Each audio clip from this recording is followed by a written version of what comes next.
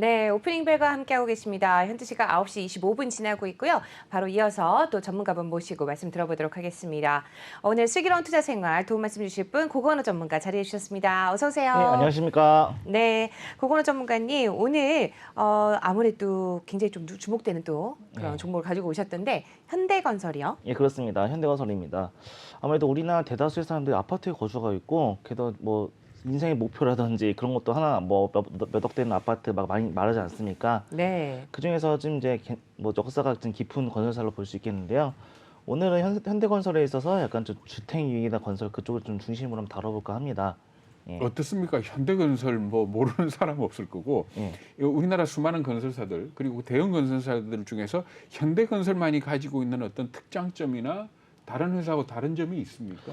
특별히 제가 말씀드리기는 여러 가지 뭐 다른 이제 뭐 삼성물산이라든지 아니면 뭐 DL이라든지 여러 가지 봤지만 네네.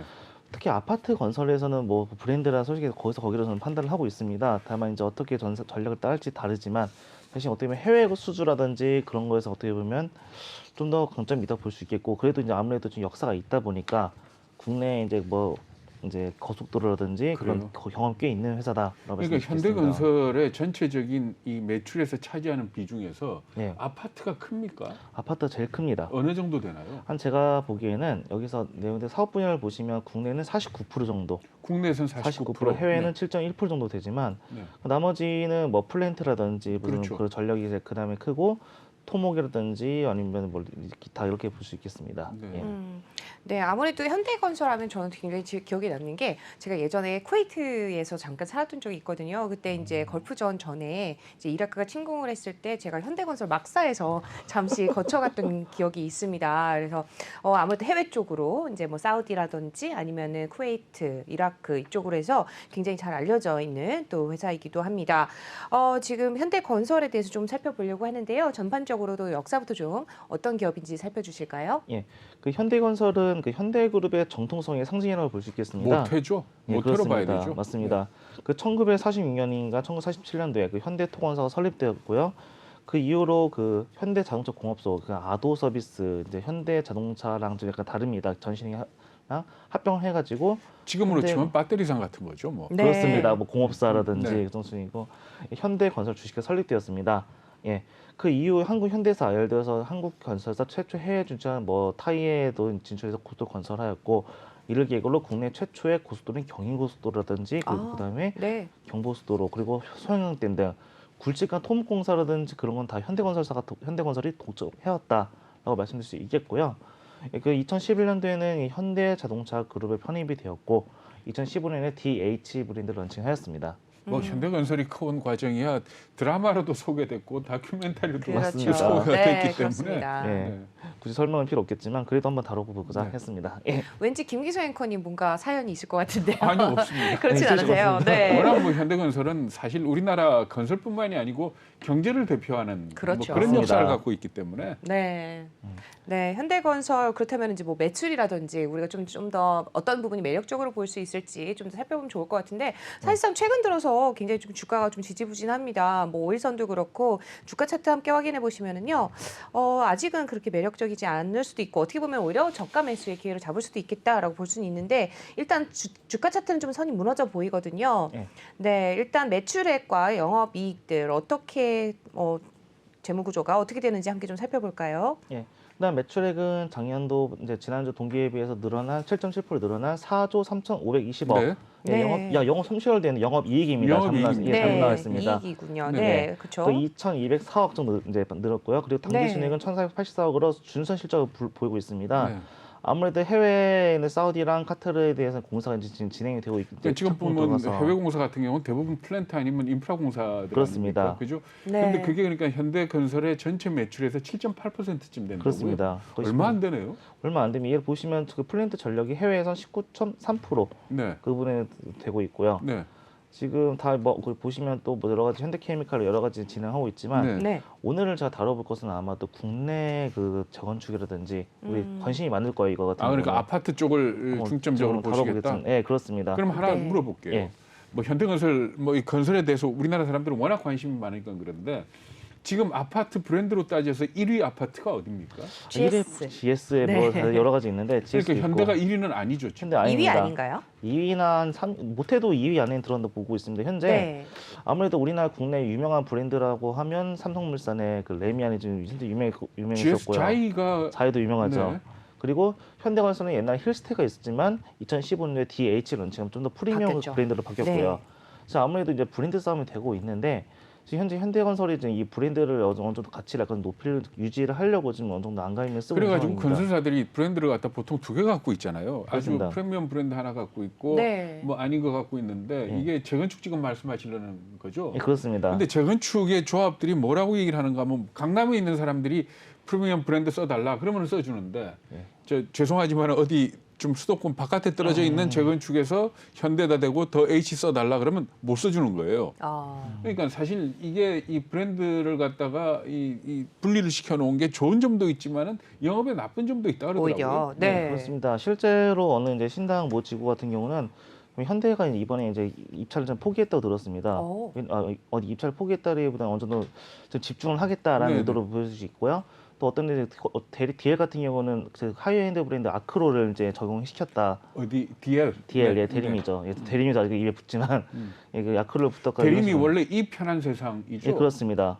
그것보다는 해서 아크로라는 하이엔드 브랜드를 아예 만들어 버렸고요. 네.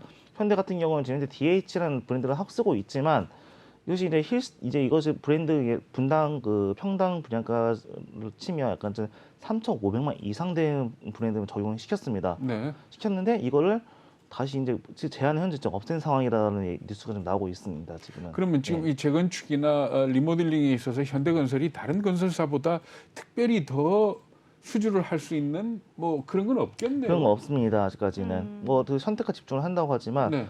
웬만하면 뭐 GS라든지 삼성물산 부딪히지 않는 방향으로 수주가 확실히 되고 있는 방향으로만 현재 수주를 좀 노리고 있다라는. 그러면 그 말을 갖다 뒤집어서 생각을 해보면 리모델링이나 재건축이 많아져가지고 건설사 물량이 많아지면 다 같이 좋아지겠네요. 그렇습니다. 네. 그런 측면이 없지 않아 있습니다. 현재. 그렇다면은 지금 상대적으로 좀 지지부진한 흐름을 가져가고 있는 현대건설의 주가가 좀 더 상승할 여력이 남아 있다고 보시는 건가요? 네, 저 아직까지 이제 상승할 수 있는 여력이 있다고 볼 수 있고요. 지금 왜 지금 이렇게 하락했냐 말씀드리자면 아무래도 이제 대선이 가까워지고 있으니까 네. 부동산 정책이 앞으로 대선만 이제 그 당선 확정되면 보통 4년에서 5년 정도 좌지우지하지 않고 있습니다. 그거를 네. 아직 음. 관망해 보자라는 의견 때문에 아직까지 주가 흐름이 약간 지지부진한 것도 있다고 생각합니다. 아, 예. 네. 일단은 지금 애널리스트들, 증권사 애널리스트들의 평균 주가를 한번 보니까요. 목표 주가를 지금 65,000원, 그리고 72,000원, 그리고 75,000원 선에 해서 전반적으로 어찌됐든 한 7만 원 선 이상은 가야 되는 걸로 이렇게 좀 평가가 되어 있는데 지금 47,000원대거든요. 그럼 상승 여력이 정말 많이 남아 있다는 얘기인데 사실 외국인들이 좀 들어와 줘야 될 텐데 그럼에도 그렇습니다. 불구하고 그렇지 못하다 보니까 아무래도 주가가 좀 지지부진한 게 아닐까라고 예측을 해볼 수 있을 것 같습니다. 어떻게 좀 상승 여력 내년에 좀 더 좋은 흐름을 가져갈 수 있을 거라고 보실까요? 예, 저도 이제 아직까지 내년도에 이제 대선이 끝나고 나면 그때부터 이제 좀 흐름이 좀 좋아지지 않을까라는 생각도 하고 있고요. 네. 기본적으로 어느 요즘 이제 그 대선이 아무래도 누가 당선되든지 상관없이. 없이 예, 맞습니다. 아무래도 이제 대선이 아무래도 이슈다 보니까 좀 더 이제 어느 뭐 이재명 후보든 윤석열 후보든 250만 가구를 공급하겠다. 뭐 방식이 다르지만 이런 기조를 현재 잡고 있고요. 네. 아무래도 이 불확실성이 해소되면 좀 어느 정도 좀 약간 주가에도 반영이 되지 않을까 싶습니다. 그래도 왠지. 결국에는 이제 그 재개발, 재건축이 확대되고 하면 아무래도 이제 브랜드 파워가 있는 그런 이제 대형 건설사가 유리한 측면이 있지 않을까라는 의견도 있습니다. 현재. 네, 그 말씀 들어보니까 왠지 현대건설 한 주를 좀 사보고 싶다는 생각이 좀 드는데요. 네, 제가 아무래도 방송을 진행하고 있다 보니까 제가 주식을 하진 않는데 가끔 이제 관심을 좀 가져보기 위해서 한 주 정도는 사놓고 있는 게 좋지 않을까라는 생각이 들더라고요. 그렇습니다. 예전에 왜 공모주 살 때 한 주씩 이렇게 가져가신 분들 있잖아요. 1년에 공모주만 한 주씩만 가져가셔도 굉장히 큰 수익을 낸다라는 얘기를 들은 적이 있어서 왠지 관심을 좀 가져보면 좋을 것 같다는 생각이 듭니다. 자, 좀 전에 뭐 대선 얘기도 좀 해주셨는데 대선 후보들 부동산 공약들을 좀 다 각기 좀 다르게 하지만 거의 비슷한 것 같거든요. 그렇습니다. 어떻게 보세요? 일단 골지는 이제 그 공급을 확대하겠다는 목적이고 있고요. 네. 이재명 후보 같은 경우는 그래도 빵도 아닌데 금방 만들 수 있나 아파트를? 그러니까요. 그게 좀 저도 걱정이긴 한데 아무래도 지금 약간 방식이 다를 거예요. 아마 재개발을 하든 재건축을 하든 네. 최근에 뭐 그때 문제는 재개발이라는 건 사실상 좀 약간 힘들잖아요. 재건축이라든지 네. 약간 규제가 있는 것도 사실이고 부동산 시장에 따라서 뭐 여론에 따라서 움직이기 하기 때문에 다르지만 아무래도 최근에는 리모델링에 네. 대해서 약간 좀 어느 정도 힘을 쏟고 있는 상황입니다. 지금 아무래도 서울에 이번에 분양권이 사실상 없습니다. 지역별 입주 세대를 봐도 뭐 분양 세대를 봐도 서울이 가장 물량이 제일 없습니다. 그만큼 뭐 경쟁이 치열하기 때문에 네. 대신 경기나 인천 지역으로 지금 현재 그것이 이제 효과가 확대되고 있는 상황이고요. 수요는 앞으로 견실할 것이다. 이렇게 말씀드릴 수 있겠고요. 그리고 아무래도 서울이 이제 택지 공급이 거의 없다고 볼 수 있겠습니다. 네. 그러니까 재건축, 재개발이 동안 이제 분양 수요 증가를 한다라고 말씀드릴 수 있고요. 네. 그 리모델링을 할 경우하고 재건축할 경우 건설사들의 이 매출 규모는 차이가 납니까? 어때요? 다소는 차이가 나겠지만 아무래도 이제 재건축이 상당히 요즘 소위 말해서 부시고 지어야 되니까 그러니까 돈이 더 많이 매출이 더 들겠지만, 많겠다. 예, 그렇습니다만 이제 앞으로 요즘 이제 추세가 재건축 수요가 너무 규제가 강하다 보니까 이것이 이제 더 이상 이제 안 되겠다. 아무튼 리모델링으로 가자. 그래서 주거 환경 개선을 좀 하자라는 네. 측면이 있고요. 실제로 이번에 서울에 이제 오세훈 시장이 되면서 새로운 이제 뭐 리모델링 지원안을 지금 내놓고 있는 상황입니다. 네. 리모델링이 일반 재건축에 비해서 상당히 조건이 완화가 되어 있고요. 그래서 점점 리모델링 쪽으로 좀 이제 유도를 해 나가고 있는데요. 이것도 어떻게 보면 가장 큰 시장이다 보니까 뭐 송파구라든지 강남구라든지 송파 큰 시장이다 보니까 어떻게 보면 상당히 이제 건설사들도 전담 뭐 태스크포스를 꾸려가지고 전담 조직을 만들고 있고요. 네. 예. 지금 뭐 전반적으로 또 관련한 내용들 좀 짚어주셨는데 예. 우리 현대건설 투자 포인트 좀 정리를 해보면 어떨까요? 예, 알겠습니다. 아무래도 이제 재건축 규제 완화 여부가 제일 중요하지 않을까 싶습니다. 네. 재건축 완화 같은 경우는 말씀을 드리자면 재개발은 그 주거지역 규제 완화 같은 네. 그런 지자체에서 직접 규제를 완화할 수 있는 반면에 재건축 주요 규제들 입법을 통해서 완화 가능합니다. 그렇기 때문에 향후 정책 방향을 약간 주시를 해야 할 것 같고요. 그리고 아무래도 재건축 규제 단계로 리모델링 재건축 대세하고 있고요. 예, 허용기간은 15년, 일반 재건축에 비해서 절반 정도밖에 안 되고 초과이익 환수 때 적용이 되지 않고 뭐 기부채도 안 해도 됩니다. 그렇기 때문에 어떻게 보면 기존 살고 계신 분들 상당히 메리트가 있을 것이다. 이거에 대해서 앞으로 건설사들의 먹거리가 되지 않을까 싶습니다. 예. 네. 근데 사실 하나 걱정되는 부분은 어쨌든 간에 이제 금리가 올라가고 있지 않습니까? 네, 금리가 그렇죠. 올라가고 자산 가격, 부동산 가격이 떨어진다면은 신규 주택 건설 공급이 줄어들 거라고요. 그렇습니다. 우리가 뭐 과거에 겪어보면 미분양이 막 쏟아지고 하던 때가 그런 때거든요. 그렇다면은 건설사로 봐서는 건설 물량이 기본적으로 줄어드는 거 아니냐 하는 그 부분이 걱정이 되는데. 예, 물론 이제 지역별로는 편차가 있기 때문에 미분양의 사태는 있겠지만 이미 현재 대구 쪽에 미분양이 지금 되고 나왔습니다. 네. 그거는 대구가 그래도 서울보다는 가파르게 이제 공급을 이제 진행시킬 측면이 있어서 네. 당연히 미분양이 나왔고요. 그래도 수도권은 서울이라든지 뭐 인천, 경기 같은 경우 아직까지도 이제 인구가 뭐 서울에서 전출하든지 계속 이제 유입이 되고 있다는 상황이기 때문에 근데 아니 앞으로 그러니까 아까도 문제는- 말씀하셨지만 예. 수도권 이 서울 수도권이라는 것 자체가 지을 수 있는 물량이 한정적 아닙니까? 그렇습니다. 그래서 리모델링이나 재건축을 얘기를 하는데 어쨌든 간에 수도권 조금 외곽으로 나가면서 대규모 건설을 해야지 건설사들은 돈을 많이 벌 거 아닙니까? 그렇습니다. 근데 이게 만약에 금리를 올려서 자산 가격이 떨어지기 시작하고 그래서 부동산에 대한 수요가 줄어들게 된다면은 건설업체들로 봐서는 주택 건설에서는 먹을 게 좀 줄어드는 상황이 오지 않을까 하는 걱정이 드는데. 물론 앞으로 이제 그건 제가 보기엔 한 30년에서 40년, 50년 뒤에 뭐 인구가 줄어들면 이제 그때 아마 걱정하는 게 약간 좀 맞지 않을까 싶어요. 그 점에 대해서는. 근데 사실 강남 아파트가요 많이 떨어졌을 때 제 기억으로 40%도 떨어졌거든요. 예.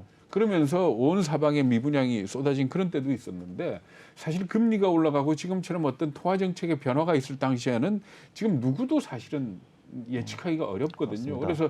그래서 주식 투자하시는 분들 입장에서는 낙관적으로 보는 것도 좋지만은 비관적인 시나리오에 대해서도 어느 정도 대응을 해보는 그런 자세가 필요하지 않을까 싶은데. 네. 예, 맞습니다.